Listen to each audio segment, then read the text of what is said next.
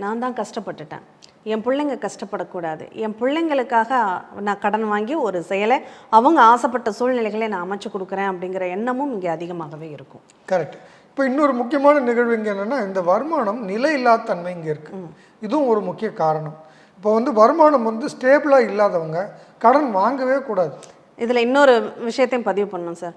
சொந்தமாக தொழில் செய்கிறேன், தொழில் செஞ்சு நான் நிறைய லாபத்தை அடைகிறேன்னு கண்டிப்பாக மிதுன லக்னம் இறங்கிடாதீங்க.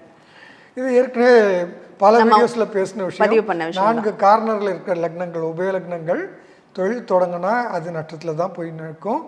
ஒரு புதக்குழி மாதிரி வருமானத்தை இழுத்துக்கிட்டே இருக்கும். இப்போ இங்கே சந்திரன் 2ஆம் பாவக அதிபதியாக இருக்கிறதுனால இந்த வருமானத்தில் நிலையற்ற தன்மை இருக்கிறதுனால இப்போ தேவைகள் இருக்குது ஆனால் காசு இல்லை அப்படின்ற நிலை வரும்போது அந்த காசை கடனாக வாங்கி அந்த செலவை சமாளிச்சுட்டு வருமானம் வந்தோடனே கடன் அடைக்கிறேன் அப்படின்னு போய் நிற்கிறது இவங்களுடைய பழக்கமாக இருக்கும். ரொட்டேஷனுக்கு காசு அழகாக கிடைக்கும், ஆனால் சம்பாதிக்கிற காசு ஒழுங்காக வராது. அப்போது ரொட்டேஷனுக்கு காசு வாங்குறத இருக்கக்கூடாது. ஒரு செலவு காசு இல்லைன்னா செலவு பண்ணக்கூடாதுன்னு தெளிவாக நிற்கணும். இந்த ஒழுக்கம் திரும்ப திரும்ப நான் இன்சிஸ்ட் பண்ணுவேன். வருமானத்தை பொறுத்தளவில், கடனுக்கு பொறுத்தளவில், இது ரெண்டுக்கும் முக்கியமான நிகழ்வு. இதை சரி பண்ணக்கூடிய நிகழ்வு எங்கே இருக்குன்னா 5ஆம் பாவகம் ஒழுக்கம். பண ஒழுக்கம்ன்றது ஹேபிட்.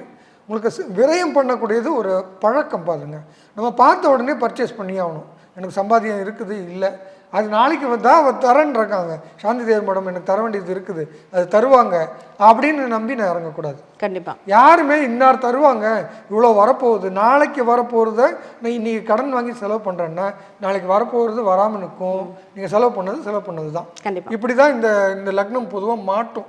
கண்டிப்பாக கடனில் போய் மாட்டுறதுக்கு முக்கியமான காரணம்.